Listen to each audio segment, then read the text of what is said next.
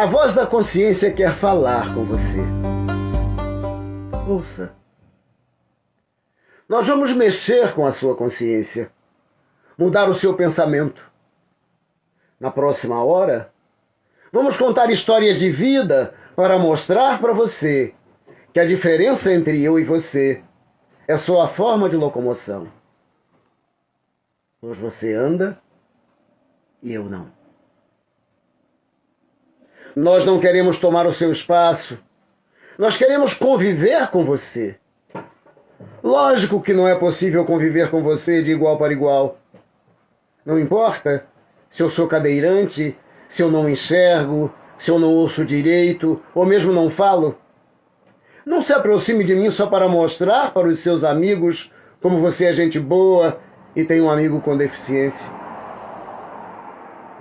Eu confesso que não entendo por que um simples passeio em turma envolvendo uma ou mais pessoas com deficiência vira um evento sobrenatural, como já aconteceu comigo. Eu só preciso de dignidade e respeito. O que eu não gosto é da hipocrisia do politicamente correto. Se aproxima de mim, sim, mas com a mente aberta para receber o que eu tenho para lhe dar. Um simples sorriso, uma palavra de carinho, ou até mesmo, por que não dizer, o meu amor. Se entrei na sua vida, deve ter algum motivo. Esse motivo eu sei qual é. Eu sou um soldado de Deus que me mandou lhe convidar para uma viagem. Vem comigo sonhar, vem comigo beber da água da vida. Só peço que você acredite em mim, porque eu acredito em você até quando Deus quiser.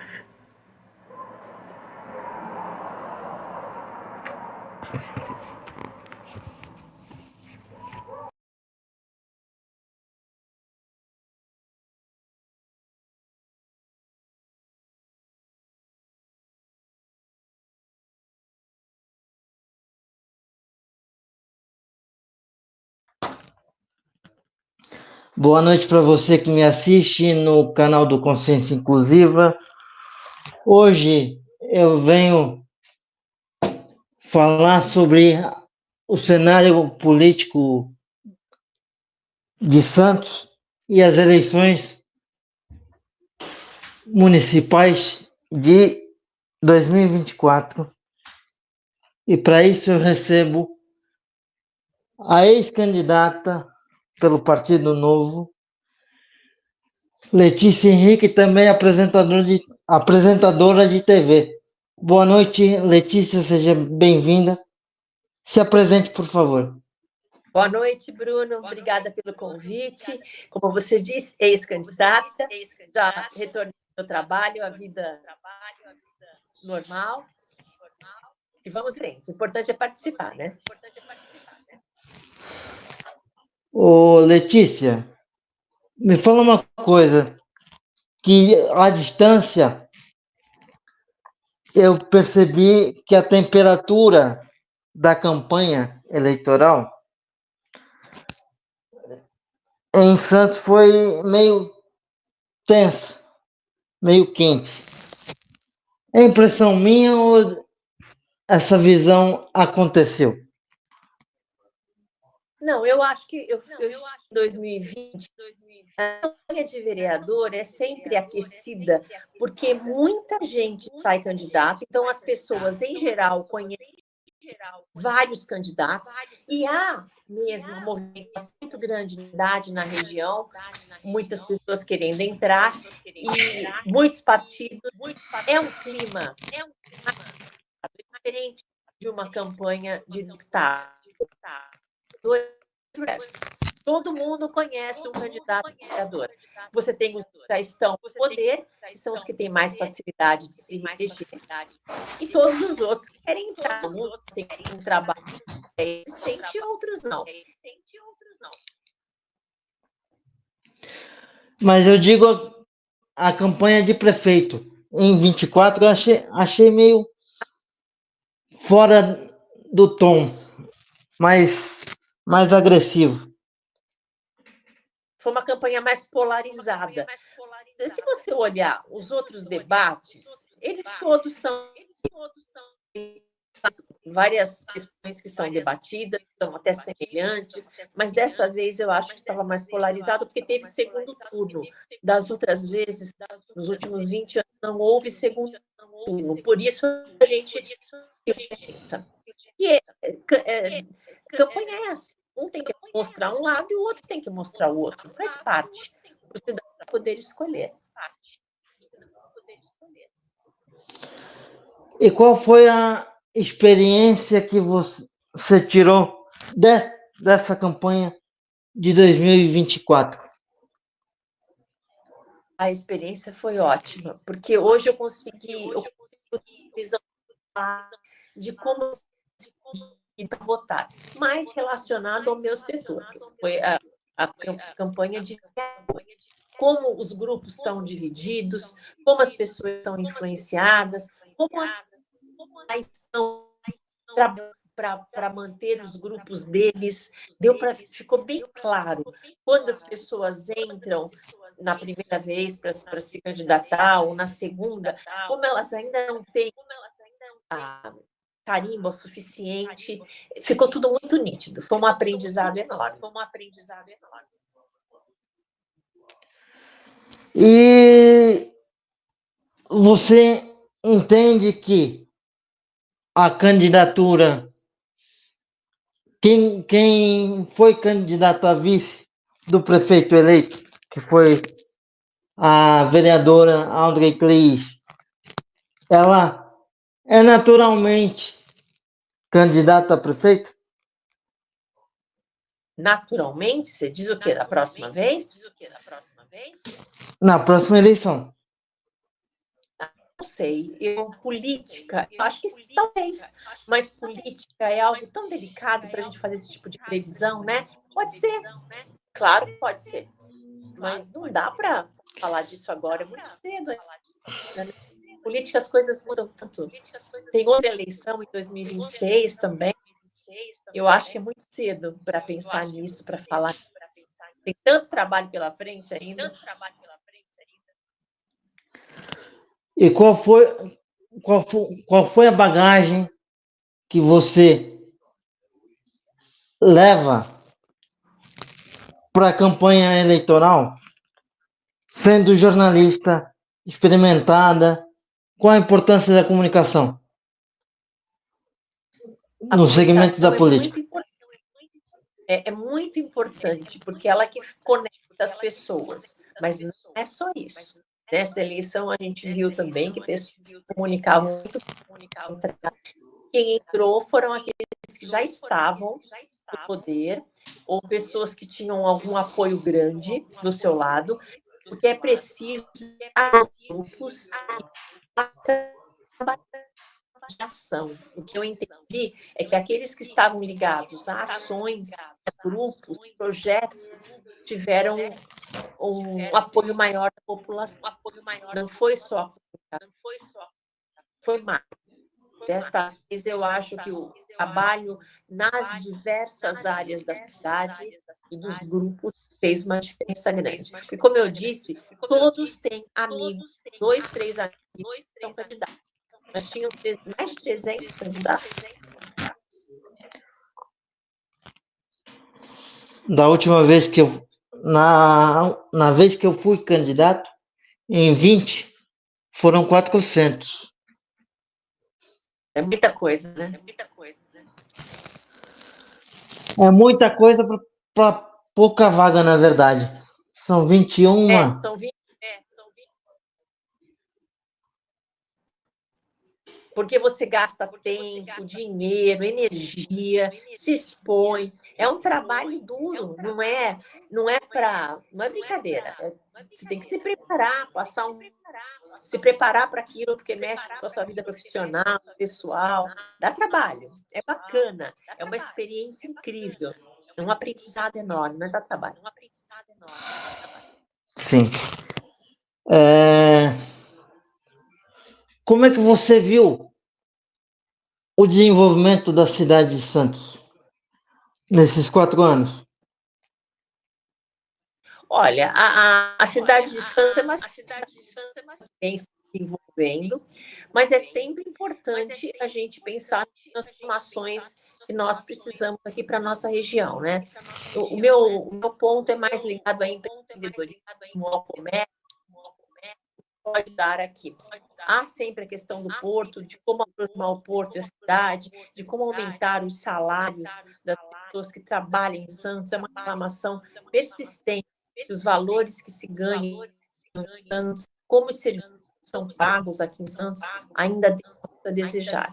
A gente espera que os empregos de mais qualidade, talvez ligados à logística, talvez ligados ao porto, é uma questão importante. Saúde é algo que precisa sempre trabalhar. Acho que a zeladoria também tem que estar em transformação. Também acredito que a gente possa melhorar a zeladoria e o centro de Santos. Ele está em transformação, mas eu acho que precisa transformar para que o comércio volte, para que as pessoas circulem mais, para que haja mais segurança, tudo mais, para que haja mais segurança. A questão da pandemia, como é que transformou a questão do trabalho em Santos? A pandemia transformou o trabalho no mundo todo, né? Não foi só em Santos. Aconteceu aqui, aconteceu no resto do mundo. A questão do trabalho remoto e uma juventude que está acostumada com isso e que não pretende voltar. Eu percebo que o empreendedor ele precisa também de pessoas no presencial. E, embora a gente tenha dado um passo grande para o trabalho remoto, é preciso ter um equilíbrio. Nós vimos na pandemia uma mudança grande, só que essa mudança não está pronta ainda. Acho que nós vamos continuar no híbrido muito tempo, equilibrar entre o presencial e o remoto. Qual é o futuro da comunicação daqui, vamos lá, uns 10, 15 anos? Não dá para prever o futuro da comunicação. As coisas estão numa velocidade tão grande, com inteligência artificial, eu te digo que não há a menor ideia do que vai acontecer daqui a 10 anos. Eu estou na comunicação há 30 anos. E mudou tudo de lá para cá, tudo. Eu vi chegar o celular, desde aquela época do tijolo. Eu sou da época do telefone fixo, da televisão, só a rede aberta. Eu vi tudo. Eu via cabo, eu vi celular, a internet chegar. Só que agora a velocidade está tão grande, com a inteligência artificial, com os vídeos feitos com imagem e a voz da pessoa por inteligência artificial, a maneira como o que você procura na internet rapidamente chega até você, os algoritmos. Nós não conseguimos, nós, cidadãos comuns, projetar o que vai acontecer daqui a pouco. Mas o que vai fazer a diferença e o que pode, vou usar o termo salvar, mas o que pode equilibrar a vida é a ética e a moral, que é o que mais falta no nosso país atualmente. Você imagina a tecnologia, a comunicação tem um freio. E o único freio capaz de manter o tecido social é está tão largada, tão desvalorizada hoje.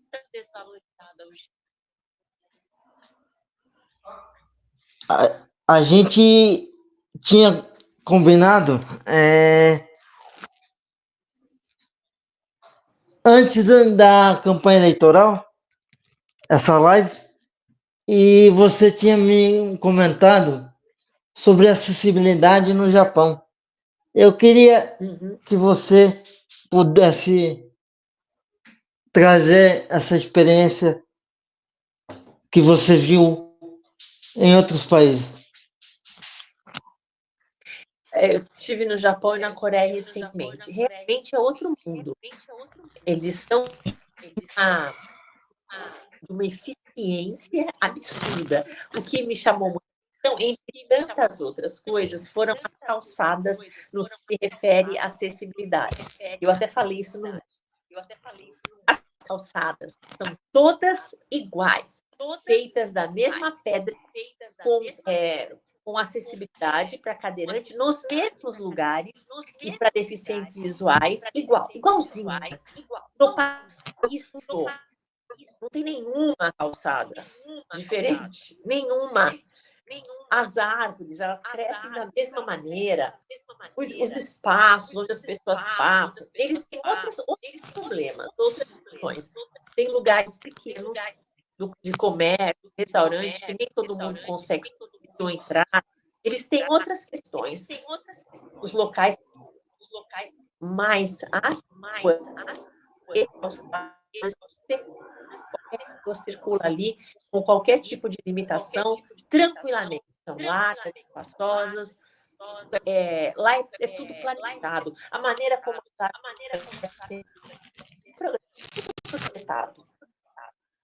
Isso é bem bacana. Agora, é diferente. Os lugares privados, eles não têm acessibilidade. Tem lugares com escadas que dificuldade de subir. É bem diferente. Você é até estranho. Até para sentar, eles sentam no chão, não é todo mundo que consegue sentar no chão. Em casas de chá que estão ajoelhados, a gente estranha um pouco. São peculiaridades da cultura dele.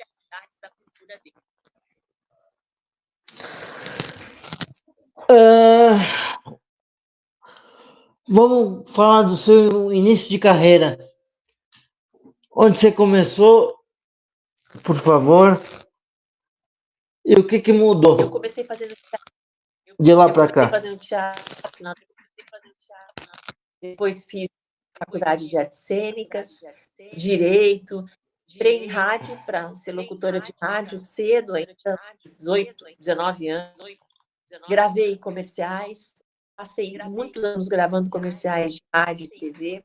Fiz direito, mas nunca trabalhei na área. Depois fiz jornalismo. Fui para a TV aos 27 anos fazendo um programa de televendas. Já tinha. Daí não parei mais. Televenda para merchandise, de TV, milhares de comerciais e entradas ao vivo em programas fazer merchandise, institucionais de empresa, trabalho com agências de atores em São Paulo também. Fiquei no SBT muitos anos, muitos comerciais dos programas ao vivo e gravando outros ao vivo. Entretenimento e ao departamento comercial. As pessoas vendem e eu faço. Eu passei a maior parte do tempo fazendo. E hoje em dia, desculpa te cortar,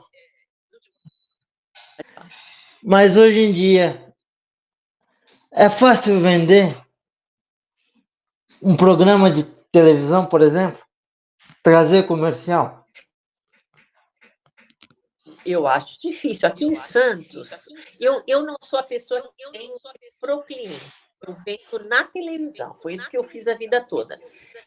Aqui em Santos, eu trabalhei mais em programas de tipo um colunismo social, as revistas eletrônicas, né? Eu acho dificílimo vender em Santos um programa de TV. Mas cada um tem uma história.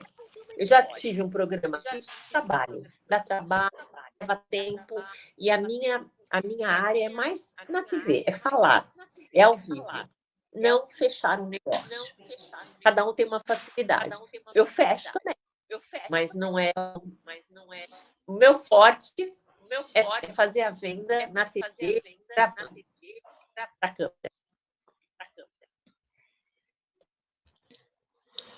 E o que trouxe de vantagem essa modernidade de fazer uma live, um programa tipo esse aqui, trazendo informações relevantes, mas que que nem todo mundo quer saber de um assunto específico, por exemplo, a pessoa com deficiência. O que trouxe de vantagem e o que trouxe de desvantagem? Essa modernidade. Olha, as vantagens são inúmeras. Quando eu comecei, durante a maior parte do meu tempo de trabalho, as pessoas se interessaram numa emissora para fazer um programa de TV, para falar, e passavam uma série de dificuldades, não era escolhido, então ela tinha que entender o programa para outras pessoas, ter patrocinadores para poder falar. Hoje em dia, qualquer pessoa pode falar. Você tem todos os assuntos na rede social. Isso é maravilhoso. Todo mundo pode falar do tema que quiser. Sempre vai ter público. Porque tem muita gente que pensa aquilo que você pensa e quer aquilo que você quer. Hoje os públicos estão mais fechados, os nichos estão fechados. Cada um entra no seu. E cada um entra no seu. Para nossa informação. Acho maravilhoso. Agora, a parte que dá para dizer, tudo tem dois lados sempre, né? É que também se paralisou demais. Muita gente falando muita parte, não tem todo, muita informação, você não para em nada, você não tem paciência de ouvir, mas você quer tudo muito resumido, mas faz parte, tudo tem dois lados, não tem nada que tenha um lado só bom. Tem o bom e tem o desafio também. Eu acho que pulverizou, né? Pulverizou a informação. Todo mundo hoje em dia faz live e produz informação. Isso eu estou dizendo como um consumidor, né? Faz muito pouco tempo que eu entrei nesse meio de produção de conteúdo. Desculpa, até gaguejei. Mas eu acho que pulverizou e as pessoas não se adaptaram à pulverização da informação.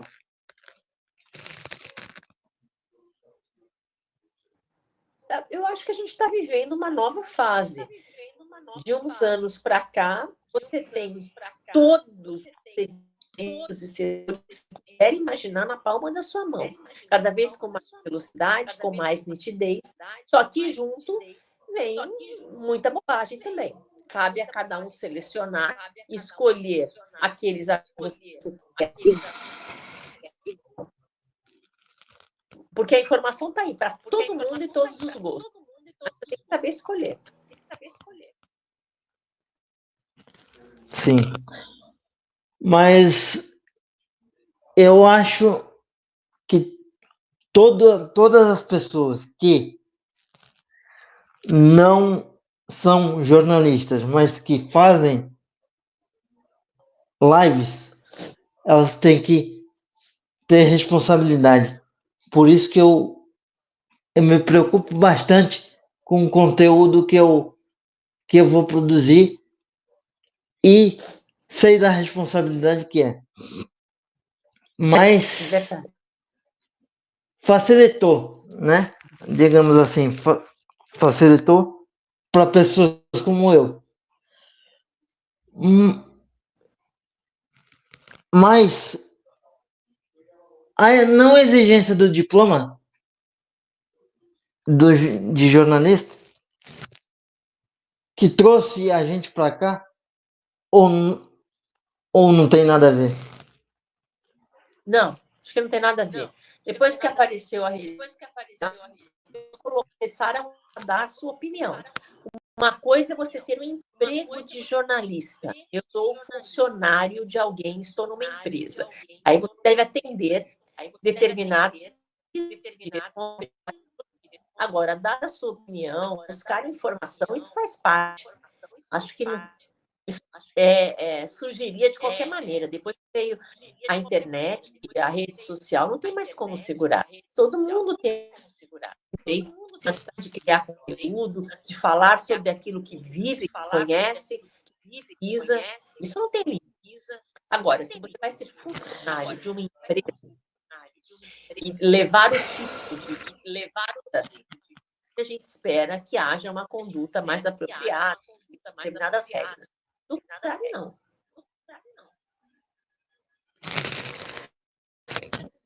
Para quem não sabe, eu já não vou dizer que apareci no seu programa, mas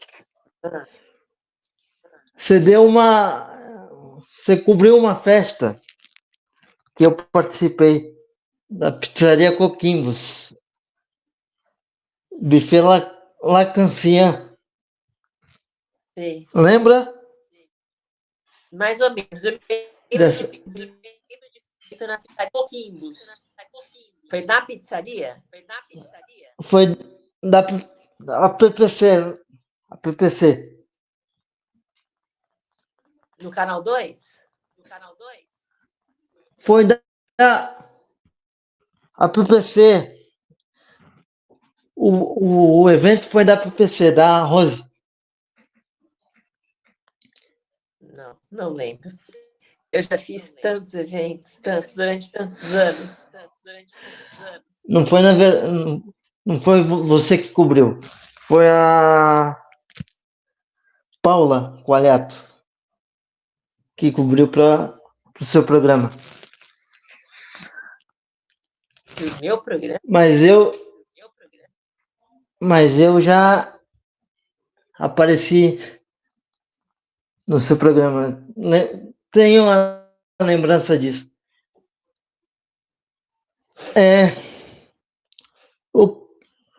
O que você espera dos próximos 4 anos para a cidade de Santos? Ou seja, o que falta fazer? Olha, a gente nunca feita, a gente precisa de transformação. Eu espero que haja transformação por tudo que foi apresentado. Eu gostaria de ver uma transformação maior no centro da cidade, na economia da cidade, no que se refere a trazer investimentos. Eu acho que isso é importante. Facilitar a vida do empreendedor, se puder, diminuição de tarifas, de taxas, o que puder melhorar na vida do cliente, acho importante. E eu acho que a gente precisa de um projeto com relação ao calçado, a podas de árvore, sentar, conversar e fazer um projeto para a cidade toda. Eu acho que isso é importante. Tem os desafios, né? Tem os curtidos e social que pretende colocar um fim nisso, precisa resolver, é uma questão delicada. Tem muita coisa para fazer. Eu acho que o UOL deu uma matéria falando sobre a falta de documentos ali, datas e detalhes sobre os relatos de assédio apresentados pela Me Too Brasil. Segundo o que foi apresentado à Polícia Federal, a ONG não especificou quando essas supostas vítimas procuraram a organização ou quais foram os canais utilizados para as denúncias. A ausência dessas informações levanta questionamentos sobre a condução do caso e a base das acusações contra o ex-ministro. As denúncias de assédio sexual contra Silvio Almeida vieram ao público em 5 de setembro de 2024, quando a Me Too Brasil confirmou ter recebido relatos, incluindo os de Aniele Franco. A APF solicitou à ONG, em setembro de 2024, que encaminhasse todo o material disponível sobre as denúncias. No primeiro retorno, a Me Too informou ter contatado as vítimas e confirmou apenas 2 respostas. Uma delas foi da professora Isabel Rodrigues, que falou abertamente sobre o caso nas redes sociais dela, prestou depoimento e acusou o ex-ministro de assédio durante um almoço em São Paulo. Já a outra vítima teria se recusado a compartilhar informações. O documento entregue à polícia descreve 5 supostas vítimas, mas não detalha as datas das denúncias nem a natureza dos relatos. Queria que a senhora comentasse isso aí, o que significa? Essa matéria é muito chocante. Tá. Essa investigação que a Adriana Negreiros fez, e que, pelo que eu entendi, ela está fazendo desde setembro do ano passado, quando tudo isso aconteceu, é chocante por quê? eu entendo que organismos, instituições públicas ou privadas devem preservar os dados. Todo mundo deve preservar, isso é uma regra básica. Né? O que está sendo pedido pela polícia e pelos jornalistas não é o nome das pessoas, ninguém está pedindo que as pessoas sejam expostas. Só que uma instituição que se coloca como acolhedora, ela tem que ter acolhedora, de escuta, né, de atendimento, de vítima, e é uma causa fundamental, porque a gente vive nessa sociedade brasileira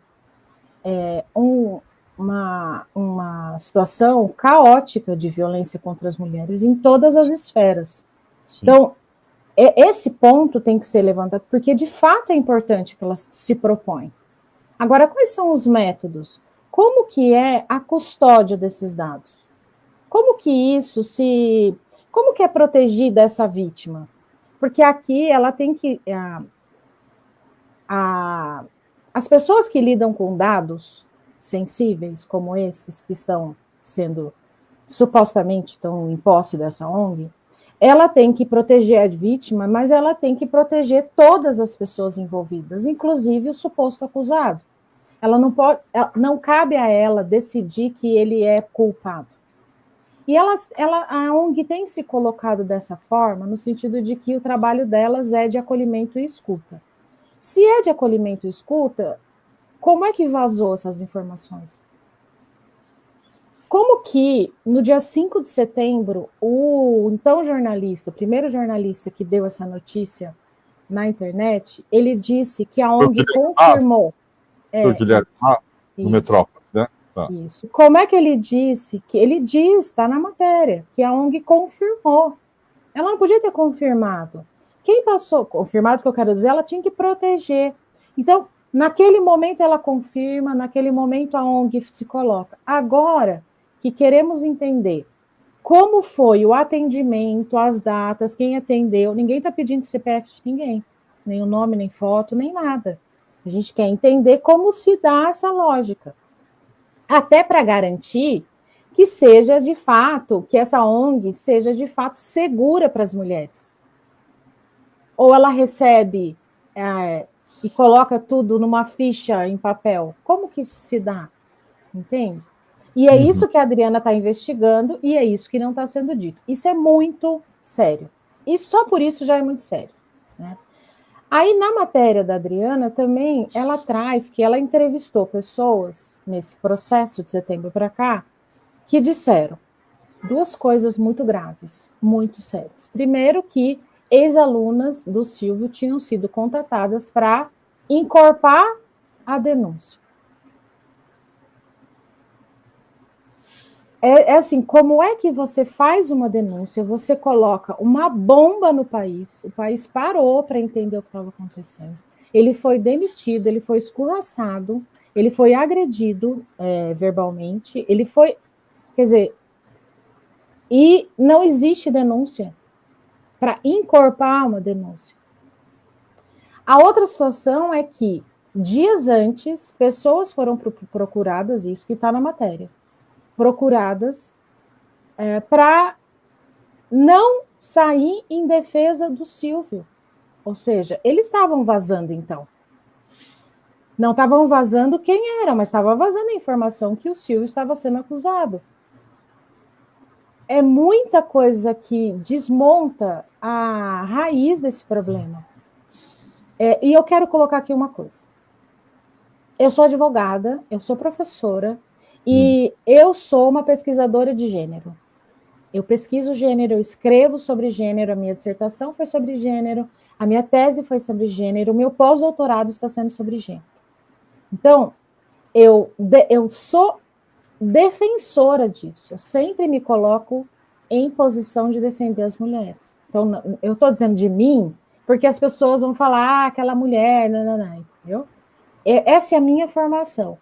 Só que eu preciso que esse processo de investigação e de responsabilização seja o mais rígido possível, para que todas as futuras vítimas, que ainda terão, infelizmente, elas sejam ouvidas e, de fato, aquilo seja levado a fundo até que, então, esse suposto agressor seja condenado dentro das regras. Então, para mim, entende o choque de saber que uma instituição, individualmente, e tantas outras pessoas que eu convivo, que também estudam sobre gênero, que também se levantam contra a violência contra as mulheres. Então, acho que essa matéria da Adriana, do UOL, essa investigação que ela fez, precisa ser investigada, mas investigada pelas autoridades competentes, porque... Que são? A polícia precisa investigar. E aí, se houver algum tipo de problema, o Ministério tem que agir. Mas a polícia é responsável pela investigação. O que a senhora está dizendo também é que esse caso não pode ser investigado por uma ONG ou nem por jornalistas. Precisa ser um caso...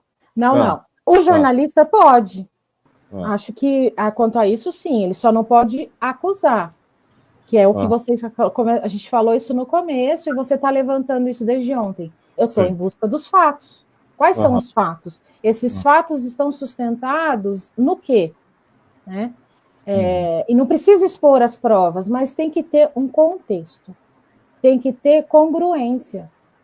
Como é que... Vamos voltar lá no dia 5 de setembro. Tá. E aí eu lamento ter que falar desse jornalista, mas é a matéria que foi publicada no portal Metrópolis, e é bem chocante. Eu lamento que eu estou falando, assim, no sentido de que eu não quero ficar apontando, mas eu vou dizer o que saiu da boca dele, tá? Está publicado. Okay. Ele coloca na matéria que havia uma acusação de assédio ou importunação. Naquele momento veio assédio, depois ficou claro que não era assédio porque não tem subordinação, né? Enfim, que tem uma conduta inapropriada do Silvio Almeida, que a ONG confirmou. No dia seguinte, ele dá uma entrevista num portal ao vivo e diz, não tem prova. Ele diz isso. O próprio Guilherme Amado diz, não tem prova, mas não quer dizer que isso não tenha acontecido. E é de lascar, Vale para qualquer coisa, vale inclusive para o homem ter pisado na lua, ou a gente está aqui, é de lascar. Isso. Então, assim, acho que ele está certo de ir atrás. Existe essa possibilidade? Vamos investigar. Ele não vai ter a prova, porque ele não é o órgão competente, mas ele é uma voz importante.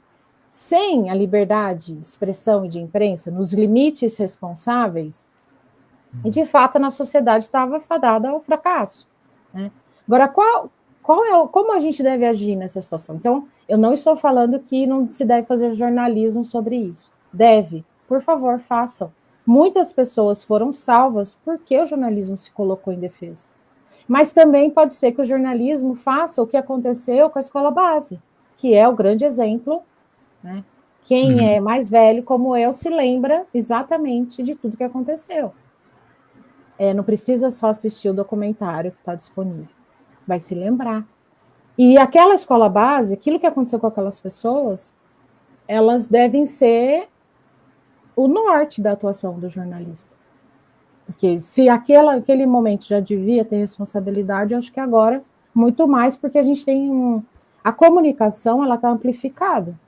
A gente não se comunica mais só pela TV, a gente se comunica, que antes era o grande meio de comunicação naquele momento. Hoje a gente se comunica, todo mundo tuitou, todo mundo compartilhou essa notícia. Entende? Era uma pessoa, era uma família que estava ali. Por isso que eu acho que... Vamos voltar. Eu entendo que tem que ter órgãos todos, inclusive os meios de comunicação, em defesa das mulheres. Porque a gente vive uma situação desigual, violenta, etc. A gente está falando aqui das mulheres, mas a gente pode falar das crianças, a gente pode falar das pessoas com deficiência, a gente pode falar de vários grupos vulneráveis, socialmente considerados minorizados, vamos colocar assim. Mas isso não significa que, então, a gente pode criar uma guerra entre homens e mulheres, entre brancos e pretos, e etc, etc. Porque tem muita mulher que faz também barbaridade, que fala barbaridades, e que constrói políticas públicas bárbaras. Então, não é assim, toda mulher ela está livre de qualquer erro. E aqui eu quero colocar uma complexificação. Então, a gente está falando das questões de gênero, que está presente nesse caso em relação às mulheres, e que, majoritariamente, os homens que são agressores de mulheres. Então, supostamente tem essa guerra, mais uma palavra aí do universo da guerra. Mas também tem uma questão de raça, e que muito séria. Então, quando eu falei que, eu sei que ele fez porque ele tem cara, quantas vezes a gente leu isso e ouviu? É porque ele é um homem preto. E isso também tem que ser considerado. Entende? Então, o CNJ estabeleceu o protocolo para julgamento com perspectiva de gênero. E também estabeleceu o protocolo para julgamento com perspectiva racial. O que significa isso? São diretrizes para todo o Poder Judiciário para que os julgamentos sejam, que durante o processo, o julgamento, tudo aquilo que o Poder Judiciário receber, tem que ser lido por meio dessas lentes. E eles vão explicar o conceito de raça, o conceito de gênero, dar vários exemplos. O protocolo é muito claro, linguagem simples, como o atual ministro presidente do STF sempre fala, e presidente, portanto, do CNJ. Inclusive, entre pessoas que são... Essa é a Adriana Negreiros, autora dessa matéria do UOL sobre o Me Too. Próximas ao ONG Brasil, de que essas denúncias não existiam e foram procuradas a posteriori. A favor dessa desconfiança, ao fato de que há pessoas que relatam, que me relataram sobre a condição de anonimato, que foram procuradas pela ONG Brasil após o caso estourar, sendo indagadas se teriam, por acaso, algo a dizer a respeito do Silvio Almeida, se teriam sido assediadas sexualmente. E uma ex-aluna com quem eu conversei, ela foi ex-aluna, ela foi aluna do Silvio Almeida entre 2009 e 2013 na São Judas. Ela me disse que a abordagem foi: você não foi assediada pelo Silvio Almeida porque nós precisamos encorpar a denúncia contra ele. Você traz mais um capítulo dessa história. Nesse caso, você foi atrás, então, dos relatórios do Me Too, né? O que você encontrou lá e o que você não encontrou lá? Eu queria muito saber, desde a época, quantas mulheres haviam acusado, então, o ministro Silvio Almeida de assédio, de importunação sexual. Começamos ali a buscar essas informações que não nos foram reveladas sob o argumento de que era preciso manter a identidade das vítimas sob sigilo e que qualquer informação que viesse a público a respeito, fosse em relação à quantidade, fosse em relação às datas das denúncias, poderia comprometer esse sigilo. O tempo se passou, o inquérito foi instaurado com base, inclusive, na confirmação da ONG Me Too Brasil, de que havia denúncias contra o então ministro Silvio Almeida. Mais recentemente, eu tive acesso aos relatórios que foram enviados pela ONG Me Too Brasil para a Polícia Federal para buscar responder essas perguntas que eu já vinha fazendo desde que o caso estourou. O que eu descobri analisando esses relatórios? Em 13 de setembro de 2024, ou seja, poucos dias após o caso vir a público, a Polícia Federal solicitou à ONG Me Too que enviasse todo o material que ela dispusesse relacionado às denúncias contra o ex-ministro Silvio Almeida. Isso foi por volta do dia 13. Alguns dias depois, a ONG Me Too Brasil enviou um relatório, uma resposta à Polícia Federal, no qual dizia que entrou em contato com as supostas vítimas do ex-ministro, conseguiu o retorno de 2 delas, uma delas havia autorizado, não havia autorizado que fossem passados os dados dela para a Polícia Federal, e uma outra já havia prestado depoimento anteriormente no dia 10 de setembro.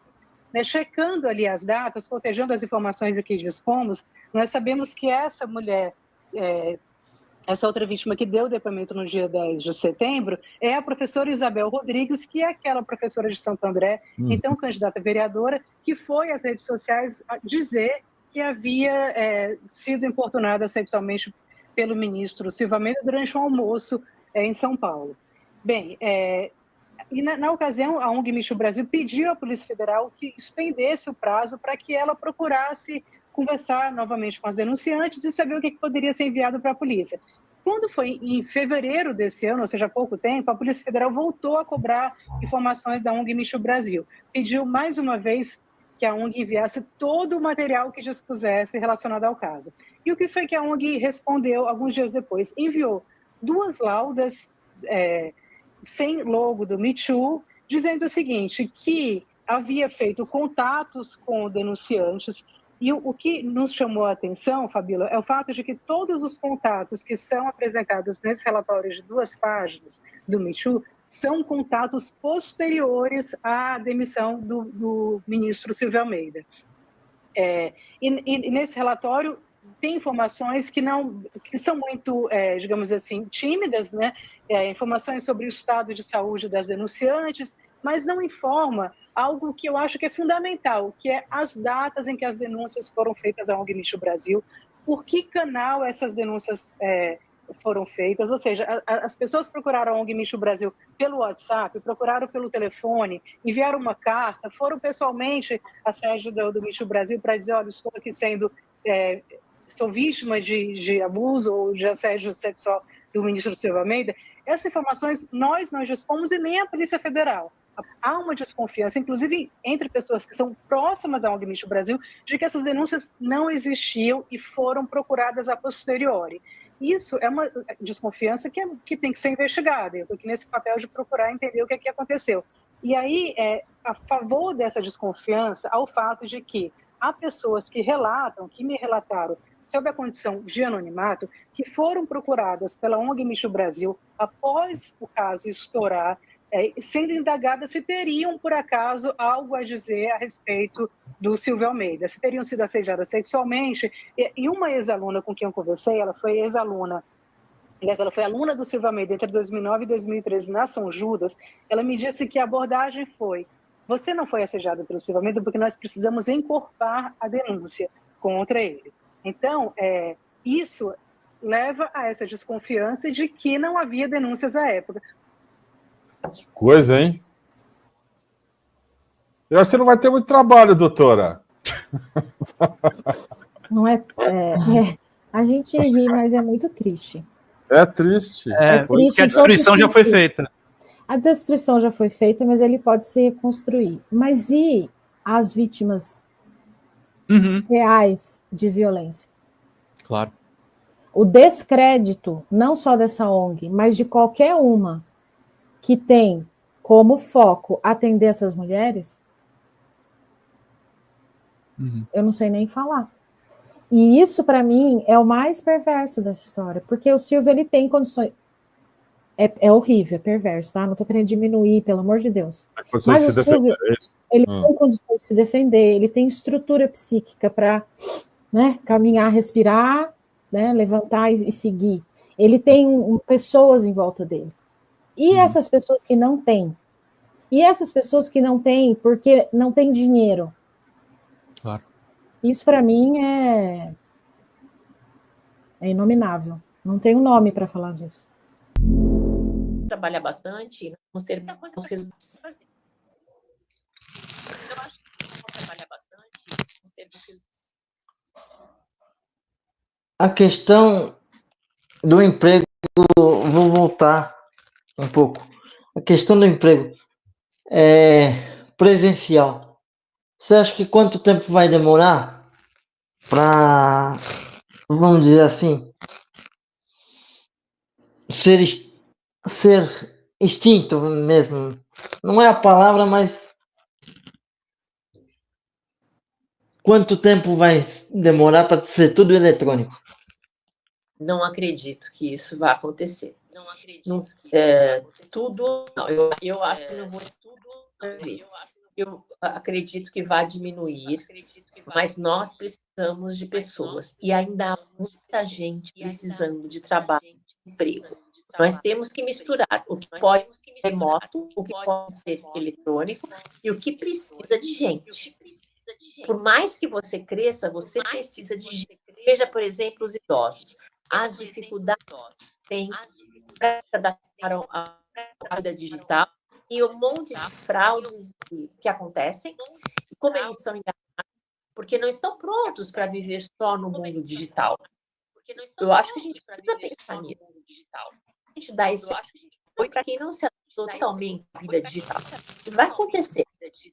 Os idosos maiores de 65, 70 anos, eles já estão usando meios digitais para tudo mais, passam nervoso, principalmente o atendimento ao consumidor.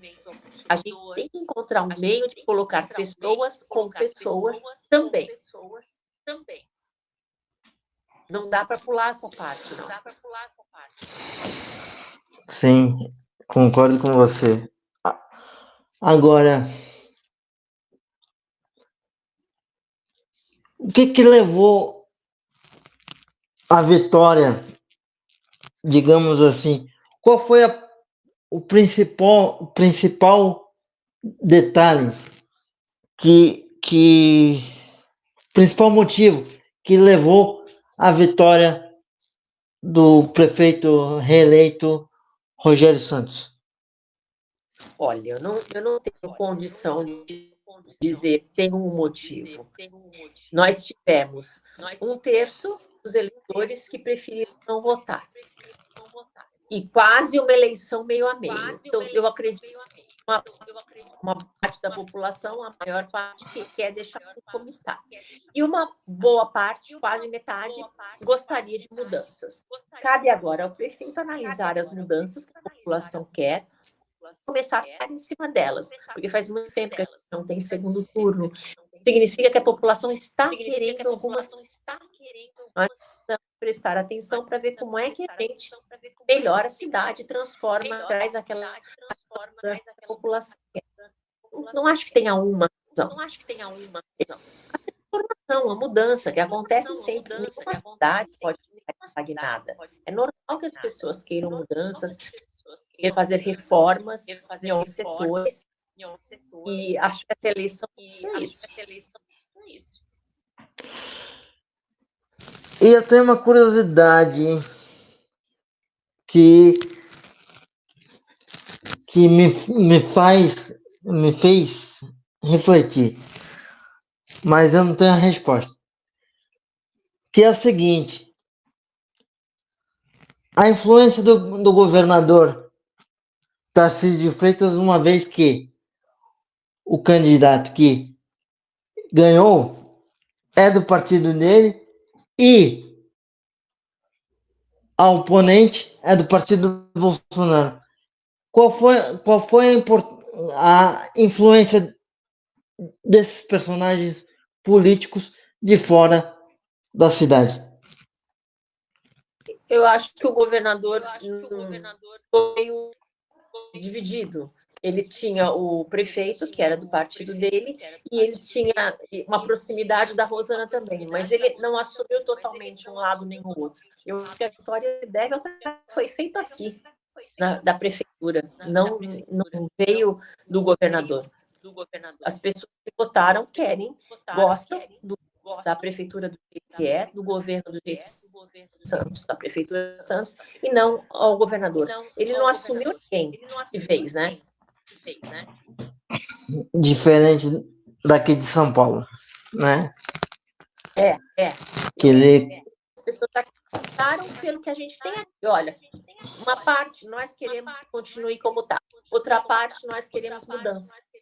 Claro isso.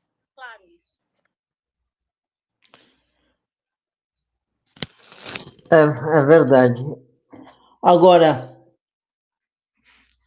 o que falta para uma política partidária igual entre homens e mulheres? Porque hoje a proporção é de 70-30, né? 70% dos candidatos são homens, 30% são mulheres. O que falta para a igualdade, uma vez que Santos tem no seu eleitorado a maioria sendo composta de mulheres? A gente ainda não viu mulheres votando em mulheres. Isso é o hábito, que nós tínhamos mulheres, por exemplo, na Câmara dos Vereadores, de todas as ideologias E veja quantas mulheres nós tivemos lá na Câmara. 2. Para 21. 2. 21 vereadores, só 2 mulheres. É pouco. Podíamos ter 10, 11. Né? Eu penso que a gente poderia ter mulheres votando em mulheres. Isso ajuda. Escolha a sua ideologia. Cada um tem a sua. E olhe, observe as mulheres. Observe o trabalho que elas fazem, aquilo que elas falam. Nós poderíamos ter mais mulheres na Câmara. Eu acho que a visão seria diferente. Nós reelegemos quase os mesmos, só com 5 novos. Não foi uma eleição de renovação. Mas você não acha que essa política poderia partir dos partidos? Não. Eu acho que nós já temos políticas suficientes que levam a mulher até a campanha. Porque dá trabalho, custa dinheiro, custa tempo, custa energia. Não é fácil. O que precisa são as mulheres apoiarem outras mulheres. Quando uma mulher sai candidata, ela abre mão da vida dela, ela tem um gasto de energia enorme, ela se dedica, ela se expõe. Não é fácil, não é simples. É um meio obscuro. A política é um meio obscuro. Não é uma coisa simples, não é como um trabalho, não. Você tem que se preparar, você tem que ver. Você às vezes não sabe dialogar, não sabe de que lado não é simples. Se a gente quiser participar, a gente precisa dar apoio para as mulheres que estão participando também. Escolha a sua. Veja aquela que tem a ideologia que você tem, o raciocínio que você tem. Isso pode partir das mulheres. É uma nova etapa. Nós já temos uma série de políticas públicas para levar a mulher até lá. Mas e depois? E para ser eleita? Nós elegemos 19 homens. Uma já estava lá e tem um apoio grande do partido. A outra já estava na política. Era vice-presidenta. E as outras? Tem uma mulher comum, normal. Isso é para a gente se perguntar. O que está faltando? Eu acho que falta, tanto para a pessoa com deficiência quanto para a mulher, o partido buscar as pessoas e trabalhar a consciência delas. Fazer um curso de formação realmente dentro dos partidos para ver quem pode ou não ser candidato. Isso tem no Novo. É maravilhoso. Precisa ter mesmo.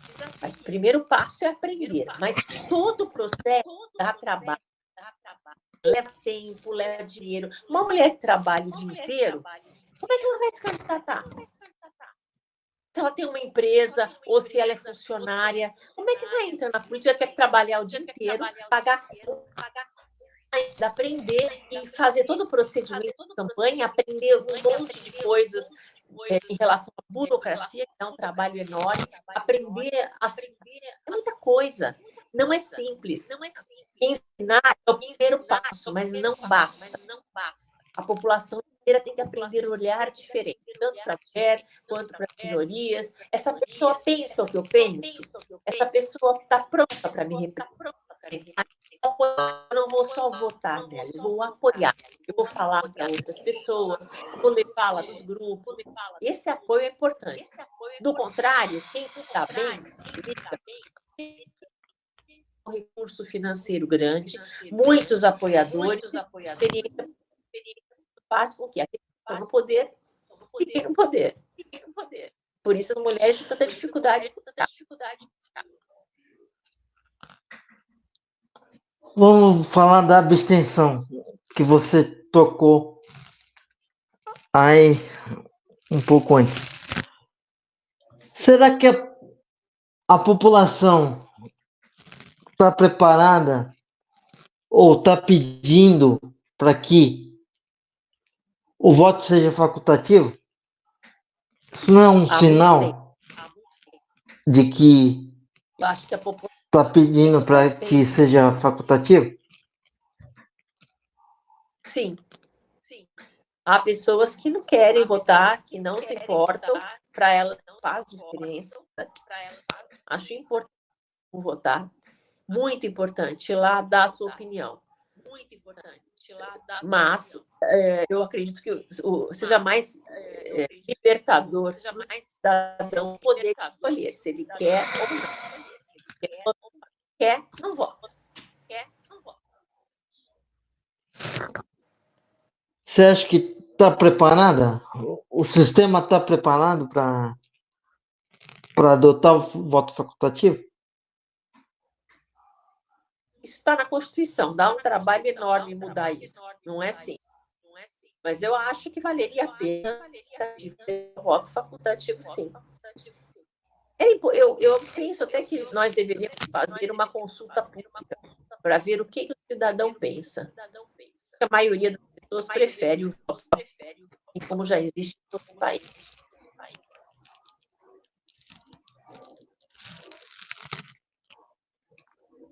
Mas eu considero que a abstenção grande do jeito que foi, talvez seja um sinal preocupante de que a população esteja pedindo o voto facultativo.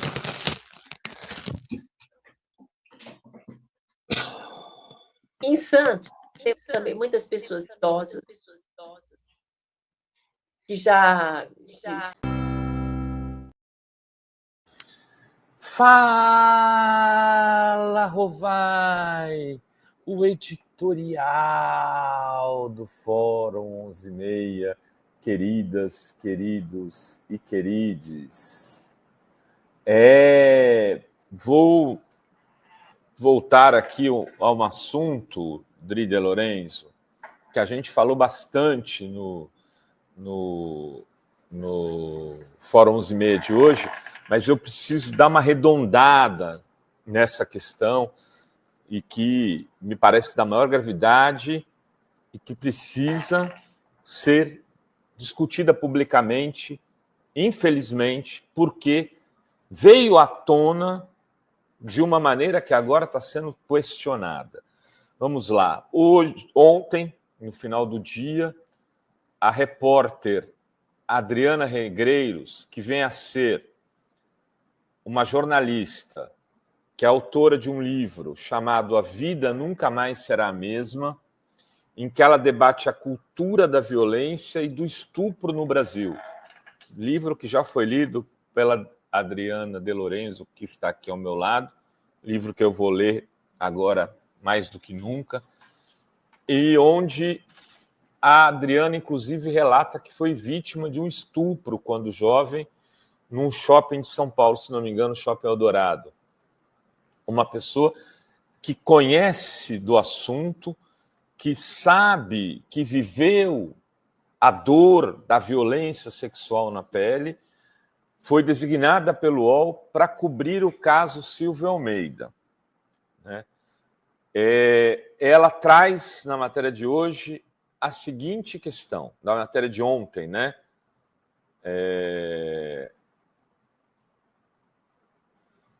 Que o material do Me Too sobre Silvio Almeida não tem datas nem detalha denúncias.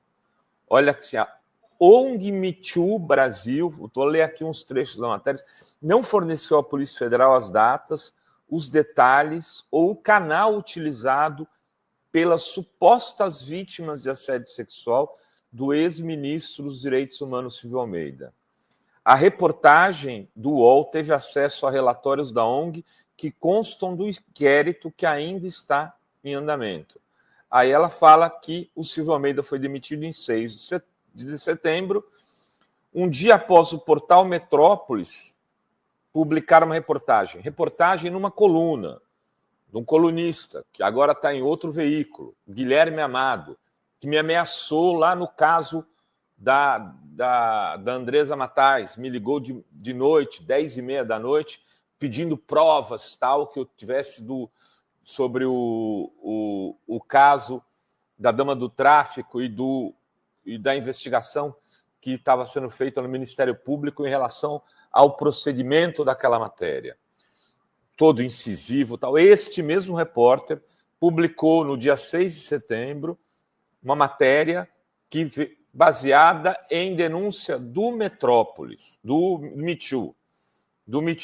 Na reportagem, assinada pelo Guilherme Amado, repito esse nome, dizia que a ONG havia recebido denúncia de assédio e importunação sexual contra a Aniele e mais 14 vítimas.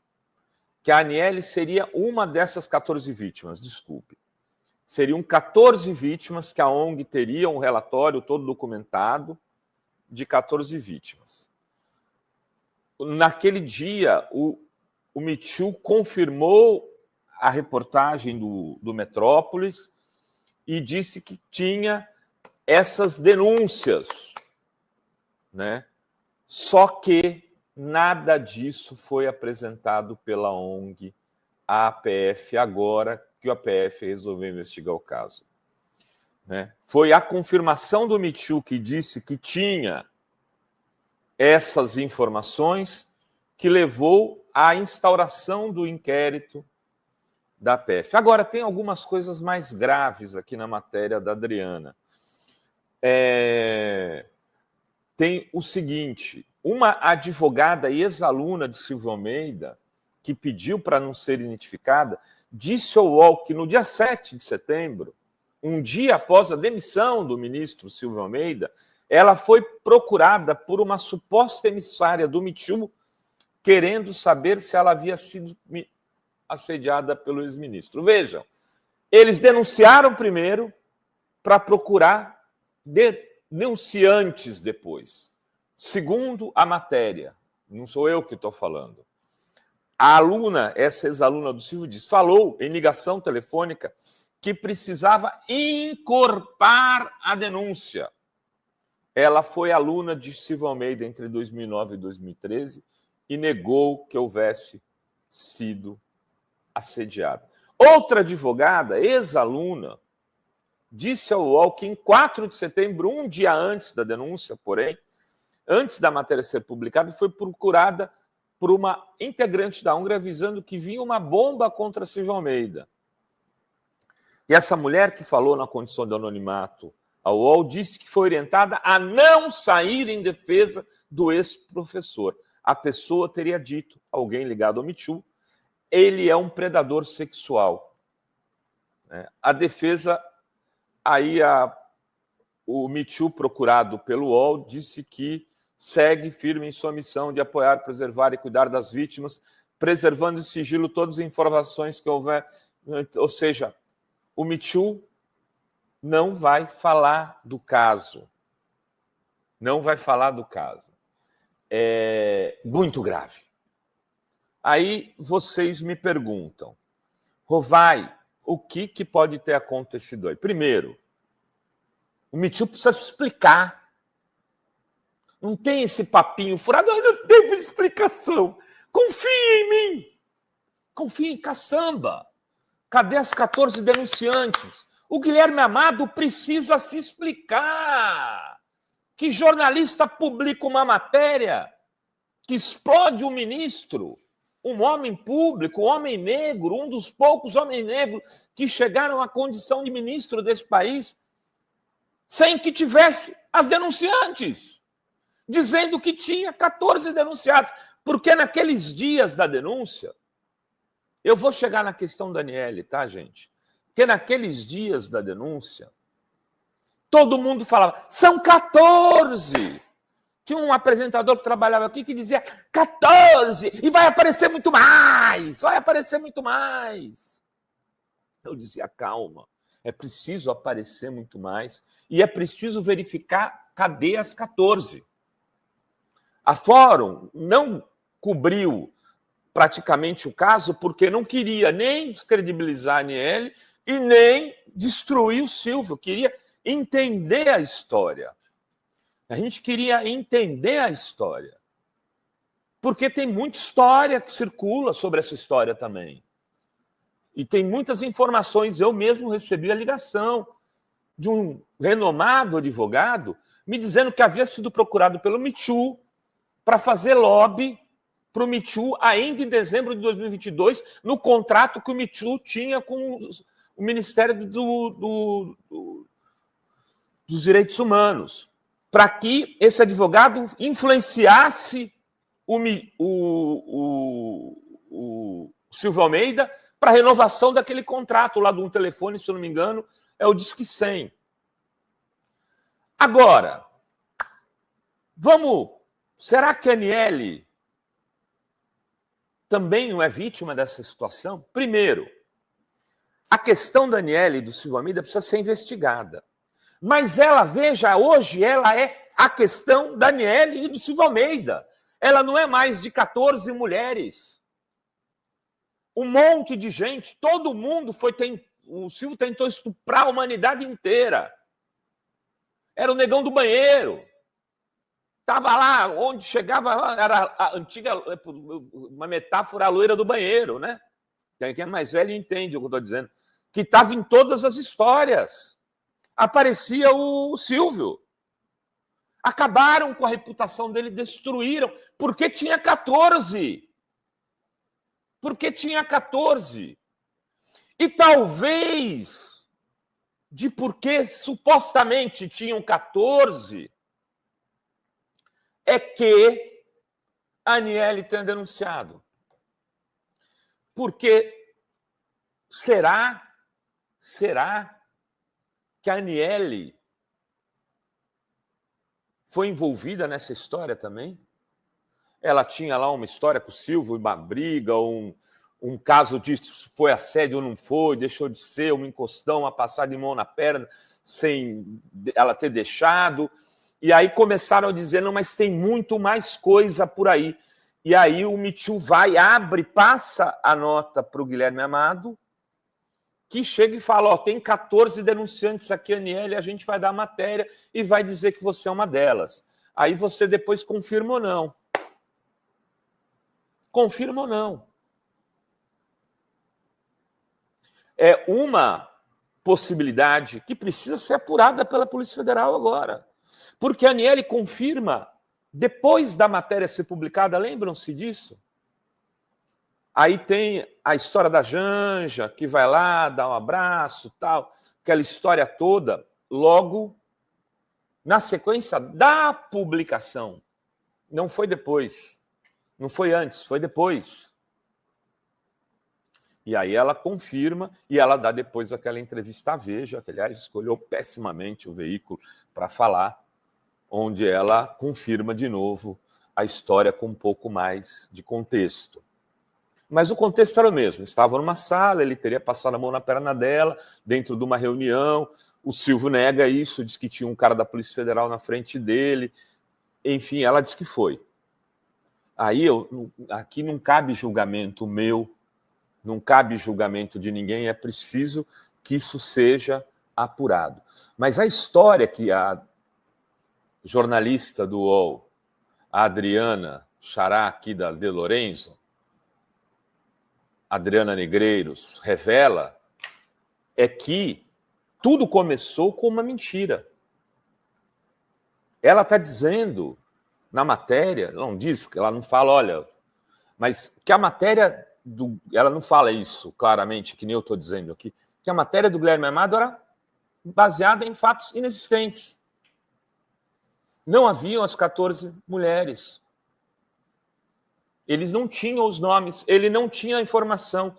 O Me Too, que apresentou essas informações a ele, mandou um relatório que não existem nenhuma dessas denúncias. Ah, sim, tem uma sim. Uma professora de Santo André, que era candidata a vereadora,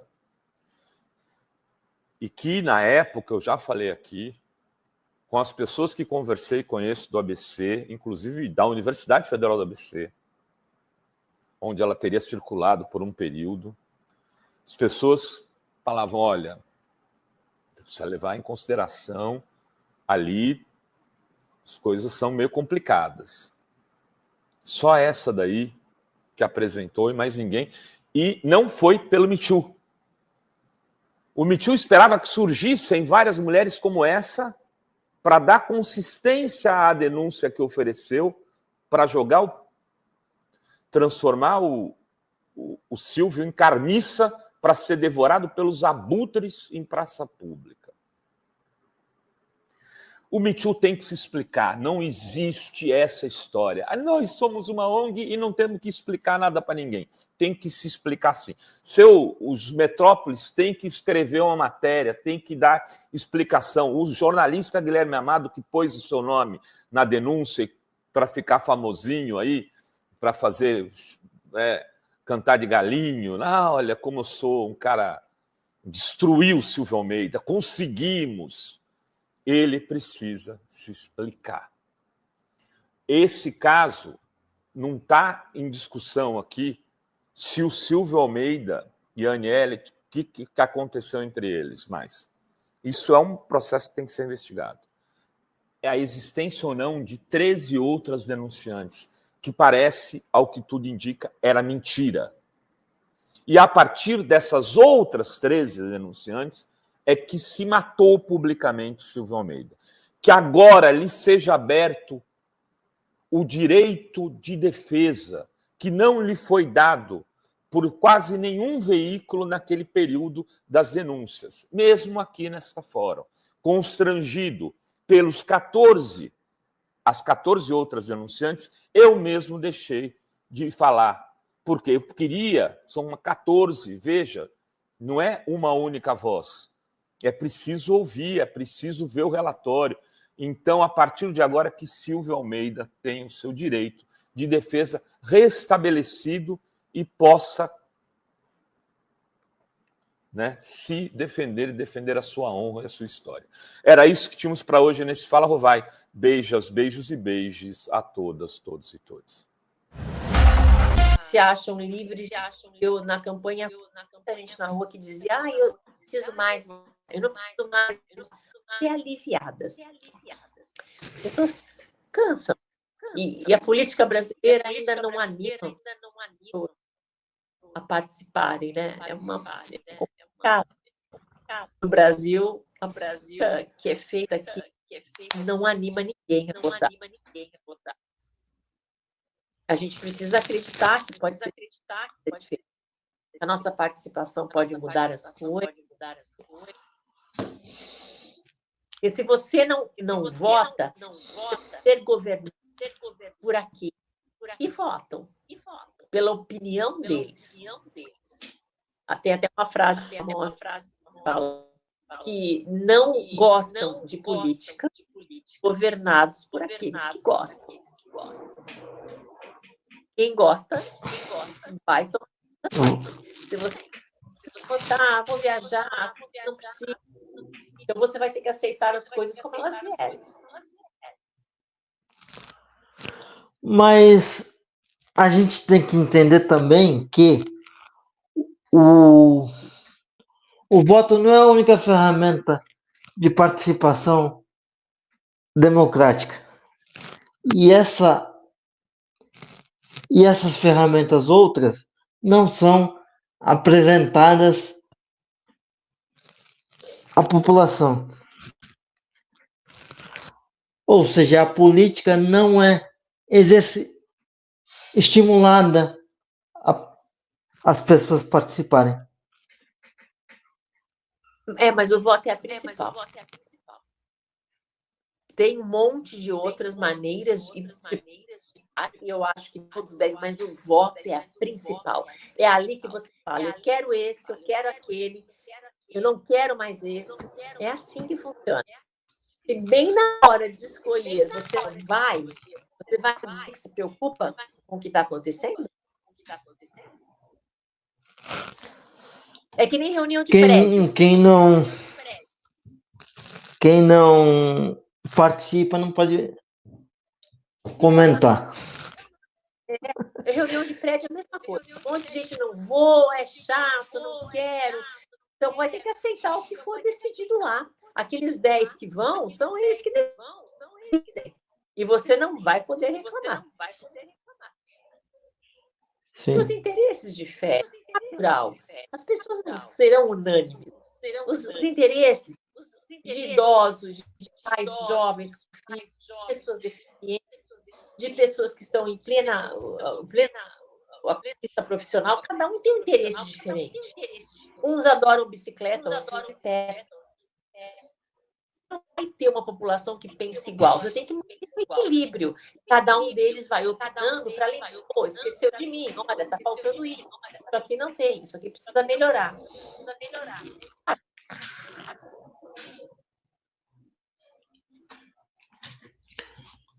E me diz uma coisa, qual seria a principal bandeira? Eu acompanhei um pouco da sua campanha e você falando de empreendedorismo, seria a principal bandeira que você levantaria na Câmara? Sim, o empreendedorismo, ajudar as pessoas a se facilitar a vida de quem gera riqueza, principalmente dos comerciantes, diminuir taxas, tarifas, cobranças, multas, exigências, excesso de legislação, em outras cidades. E é muito importante para o crescimento, facilitar a vida de quem vai gerar riqueza. Pessoas empreendam e resolvam colocar o dinheiro delas a serviço do trabalho. Outras pessoas. A vida, por muito tempo, para quem empreende, a tendência é: eu não vou investir nada. Para que eu canto? Por que eu vou pôr dinheiro no negócio para me dar problema? Com as regras ideais para o comércio. Né? A fiscalização, tem que pensar em tudo isso. É um ponto que eu acho que a gente poderia melhorar se empreendedor. Outro ponto é tem que ser fiscalizado o tempo todo. E as pessoas sofrem muito por causa da saúde. Sem saúde, não tem saúde. Os vereadores deveriam estar fiscalizando, colocando divulgação de serviço de saúde para entender quais são os problemas e para melhorar. O papel deles. Até para ajudar. Olha, isso aqui não está demorando mais. Mas é o processo. Se tiver alguém fiscalizando acima, os processos vão melhor também. Os dois pontos que eu acho: sem saúde, a população tem que entender qual é a melhor maneira de prestar esse serviço. E sempre arrumando, sempre melhorando, porque nada fica estático. Concordo com você. Vamos pensar em 2026. Você acha, como é que você avalia o governo Zema? Do seu partido? O governador Zema de Minas Gerais. O Zema é um governador espetacular. Ele melhorou todos os índices e conseguiu fazer política. Minas Gerais, antes do Zema e depois do Zema, é outra. Como ele lidou com o dinheiro, com a falta do dinheiro quando ele entrou, e tudo que ele colocou em ordem lá, ele é um governador que tem grande chance, ninguém sabe, ser o nosso presidente. Naturalmente, ele seria candidato, porque ele está saindo do segundo mandato, ou ele poderia ser senador também. Mas acompanharemos as cenas dos próximos capítulos. É verdade. Mas você entende que a pessoa com deficiência tem espaço na mídia? No sentido de ter um programa voltado para assuntos ligados à pessoa com deficiência? Ou eu acho que precisa. Não tem quase. E qual seria o caminho para isso acontecer? A princípio, o próprio veículo teria que fazer, porque, como eu disse, comprar um horário, construir um programa não é fácil. Manter o programa, pagar a TV, pagar a produção e lá não é simples. É preciso ter recurso. Eu acho que seria de bom tom os veículos destinarem um horário. Olha, vamos fazer um programa de inclusão para que se fale sobre esse tema, entendam melhor o que acontece na vida do cidadão que tem alguma deficiência ou dificuldade de mobilidade. E se não mostrar, as pessoas não ficam sabendo.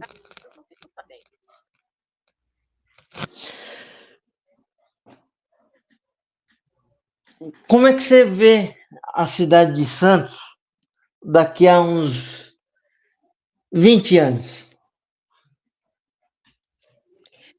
Olha, pergunta difícil essa. Não dá para a gente saber vai estar assim. Não tenho nem ideia. Eu sei que muita coisa vai mudar em 20 anos. A velocidade da tecnologia está muito grande. O que eu gostaria de ver é uma educação melhor. A educação, se continuar do jeito que está,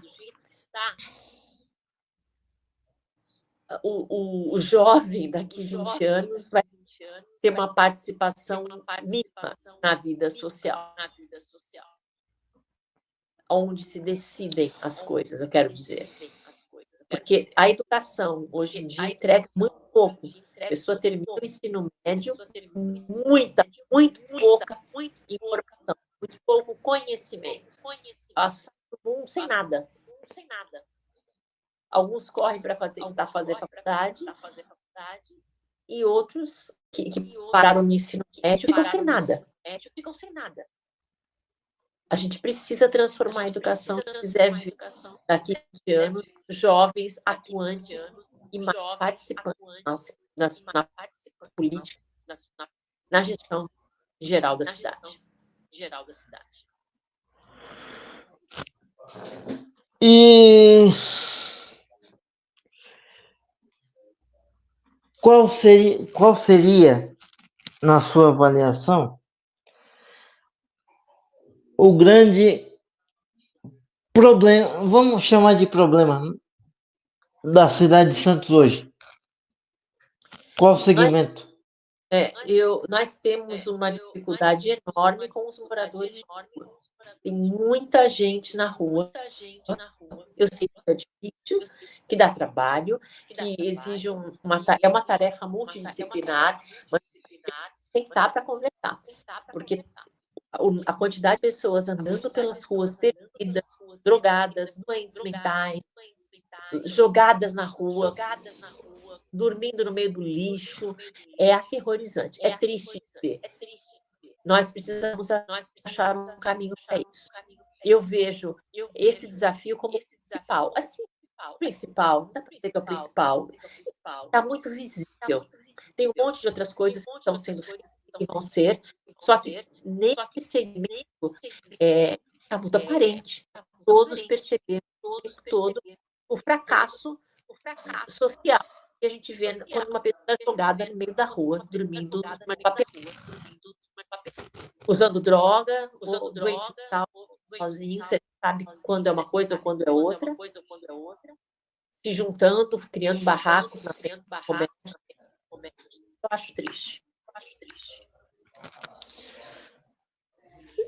E me diz uma coisa, como é que você vê a presença da mulher na sociedade? Por favor. E o que falta para ela avançar mais? A mulher já está presente na sociedade. As mulheres estão saindo da faculdade. Hoje elas são o maior número dentro das faculdades. Depois que você deixa a pessoa estudar, que você dá o conhecimento, ela vai. O principal era começar a estudar, era dar o conhecimento. Em qualquer outro país, as mulheres não participam. Se você abrir as escolas e faculdades, elas vão crescer. E já estão ocupando os espaços. talvez falte acostumar a própria mulher a escolher outras mulheres, a votar em mulheres. Hoje, há muitos grupos de mulheres empreendedoras, e você vê que elas estão querendo se ajudar, mas a gente precisa ir mais longe ainda. As mulheres precisam escolher mulheres para votar. A Câmara, falei no vídeo, é um exemplo de 19 homens, 2 mulheres. Uma já estava, aliás, as 2 já estavam na política. Mas nós estamos aí, nós estamos prontas para qualquer trabalho. Já estamos participando. Tudo leva um tempo, Bruno. Não acredito em milagre. Não acredito em respostas únicas. Falta isso. Esse é o problema. Não, é um processo. Com várias circunstâncias acontecendo ao mesmo tempo. A gente precisa aprender a observar todas as circunstâncias e qual é o caminho para melhorar. Nós tivemos uma candidata a prefeita e uma vice-prefeita. Mulheres estão presentes. Agora, na Câmara dos Vereadores, foram. Por que votaram nos? Isso sim é para a gente pensar.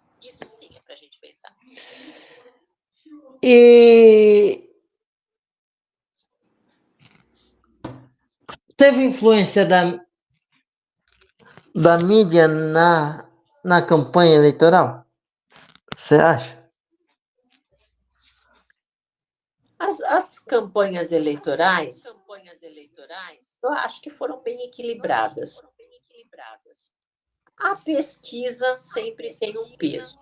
Tem umas pesquisas que não acertam e que dão as porcentagens meio altas. Essa é a questão em 2020. Tanto com prefeito quanto com vereadores. A pessoa cresce do nada e depois mal aparece na hora da contagem de votos. No caso dos vereadores, né? As pesquisas, eu acho que um pouco de ter mais cuidado. Sim.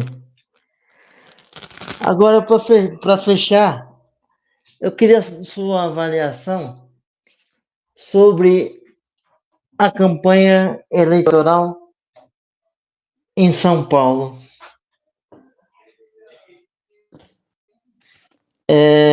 No sentido da agressividade, da violência. Teve até cadeirada em candidato. Esse é o resultado da política feita no Brasil. O brasileiro está cansado da velha política.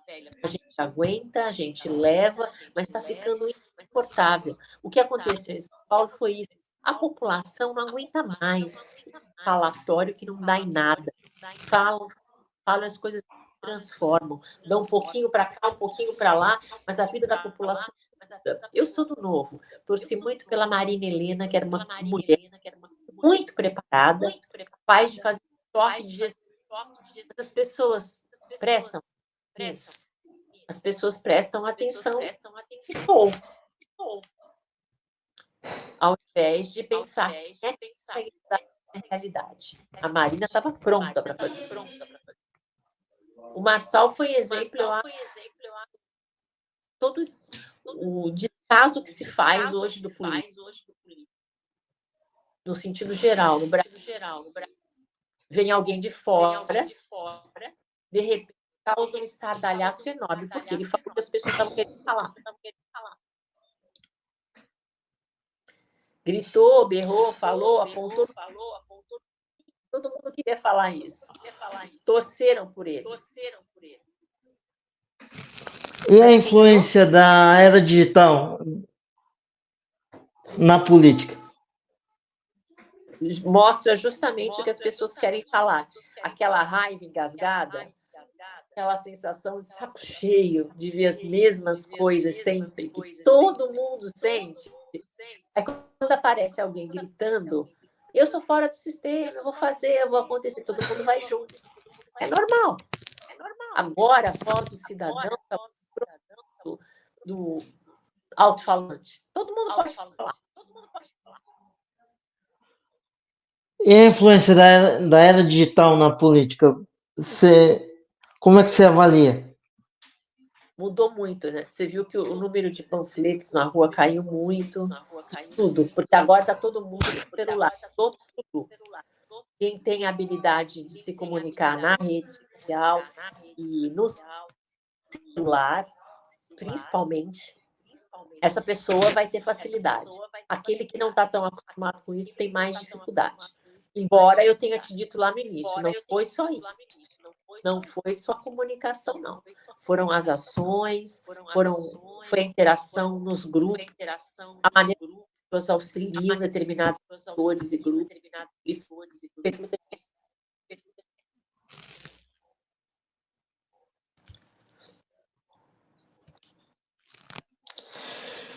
Letícia, eu vou pedir as suas considerações finais e te agradecer desde já. Obrigado pela presença. Obrigada, Bruno. Eu agradeço o seu convite, o seu carinho, mesmo durante a campanha, você pelas mensagens. Eu sou muito grata. Foi uma experiência incrível. Queria dizer que a gente precisa se candidatar, principalmente as mulheres. Não é fácil. Não é simples. Nada é fácil. É um mundo novo e obscuro. É verdade. Só que se a gente não participar, a gente não for, nada muda. Não vai ser do dia para a noite que vai mudar. Não tem milagre. Em milagre. Acredite em trabalho, em pessoas novas, uns entrando para a política. É assim que a gente vai ter essa transformação. A transformação já começou. Leva tempo. Não vamos perder as esperanças. Vamos fazer a nossa parte, vamos trazer as pessoas comuns para a política, bons gestores, como acontece nos países nórdicos, a pessoa sai, pega o ônibus, vai trabalhar, o deputado, o vereador, todo mundo desprendido, é bacana. E as soluções aparecem, fazer a nossa parte.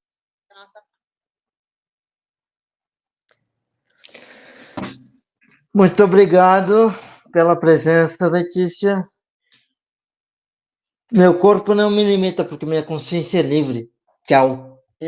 Isso aí, tchau.